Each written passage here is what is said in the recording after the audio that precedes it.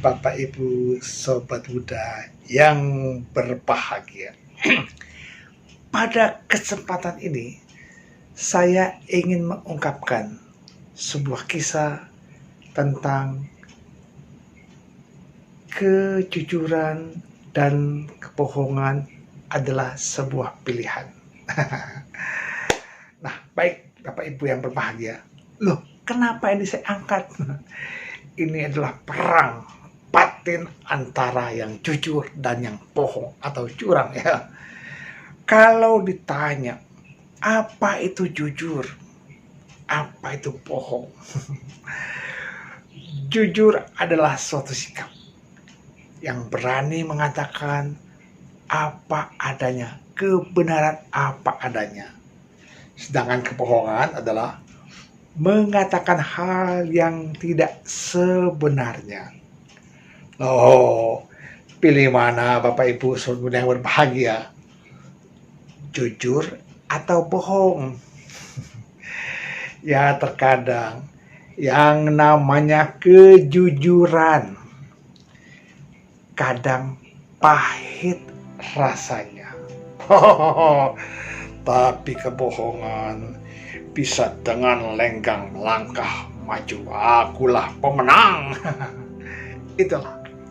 Kita lihat apa sih manfaatnya atau bahayanya di balik kedua sikap tadi. Kalau jujur, manfaatnya bisa dipercaya. Hidup bahagia, tenang, damai, pikiran tanpa beban. Tapi kalau bohong, kalau kecurangan, kita harus menderita, harus berbohong lagi untuk menutupi kebohongan yang telah terjadi. Bapak Ibu Sobat Muda, cobalah buka hati, buka pikiran, buka wawasan. Kalau kita berani jujur, adalah demi masa depan kita, demi masa depan regenerasi berikutnya. Apa jadinya kalau kita bangga dengan kebohongan? Saya telah lulus sebagai sesuatu yang besar. Kenapa? Karena menang. Kalau itu berkat kejujuran, Anda bangga.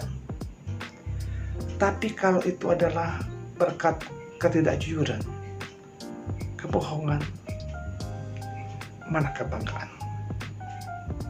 Lihat hasil ulanganku, hasil seleksiku bagus.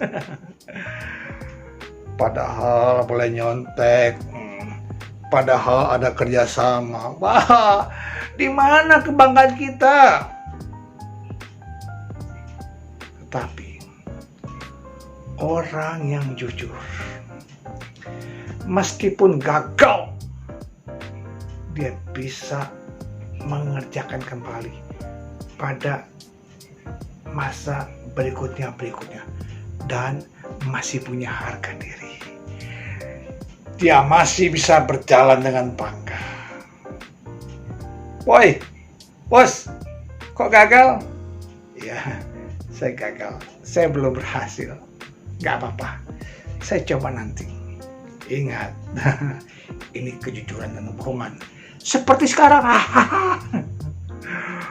Pak Edi dengan segala kebohongannya tampil seolah-olah rapi, seolah-olah keren. Padahal tidak. Oke. Saya mau berbicara jujur. Apa adanya. Ya, Bapak Ibu Sobat Muda. Saya coba dengan segala apa adanya. Karena apa? Karena saya ingin mempertahankan nilai-nilai kejujuran yang manfaatnya bisa dipercaya, bisa sukses, terhindar dari fitnah. hidup dengan bahagia. Jadi kita nggak perlu berbohong. Saya keren kan? Saya ganteng kan? Nggak usah berbohong. Kalau memang adanya begini, ya begini. Oh, Pak Edi nggak bisa berceramah. Iya, saya belajar ceramah untuk bisa.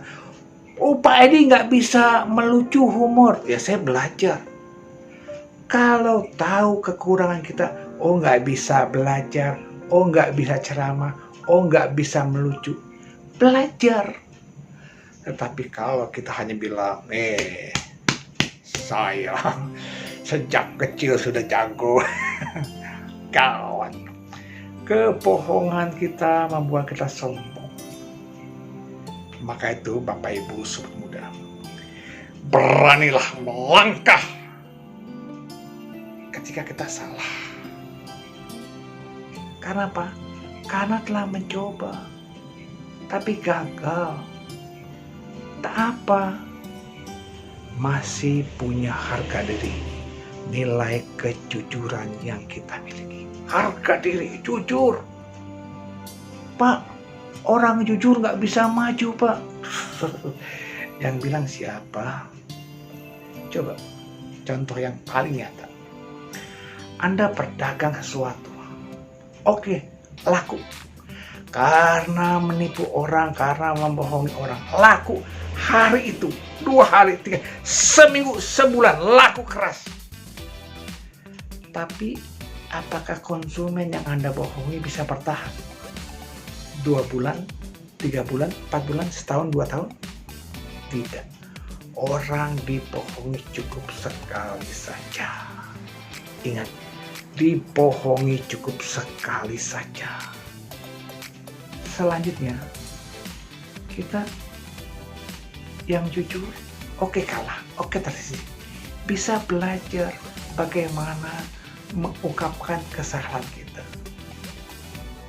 Oh, saya dagang kurang laris karena saya memakai yang ini, yang ini, yang ini. Belajar. Ingat, konsumen akan senang dengan orang yang jujur.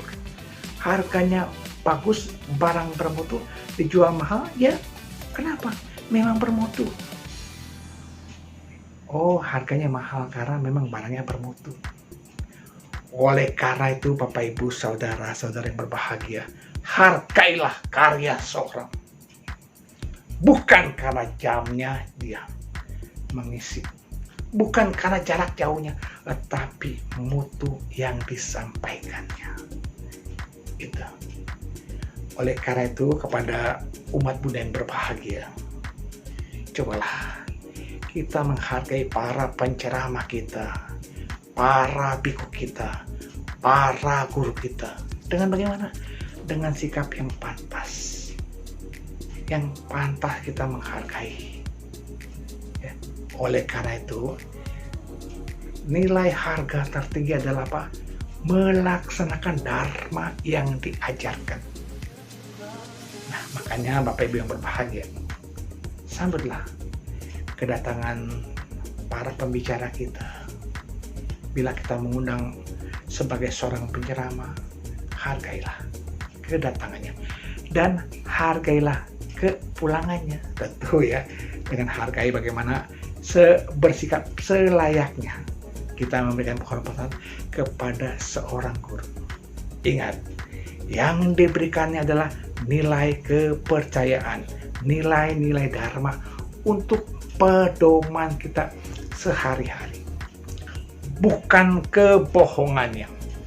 Oleh karena itu, apabila modal pertama sudah jujur, Anda akan melangkah dengan baik, bukan dengan kebohongan-kebohongan yang mungkin memberikan kebahagiaan yang semu. Bapak Ibu Sobat Muda, okelah, kita tampil apa adanya. Kita tampil dengan rapi tentunya ya. Seorang penceramah tampil dengan rapi, dengan baik, dan ingat, bermutu isinya. Kita membabarkan Dharma bukan sekedar tampil dalam waktu 30 menit, tetapi punya persiapan. Jangan sampai kita turun tanpa kehormatan.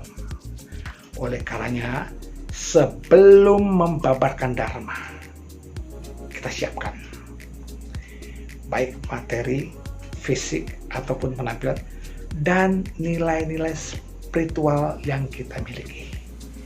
Latihlah Dharma dalam kehidupan kita sehari-hari. Semoga waktu yang singkat ini bisa memutuskan berbuat baik, jujur, atau berbohong. Itulah pilihan.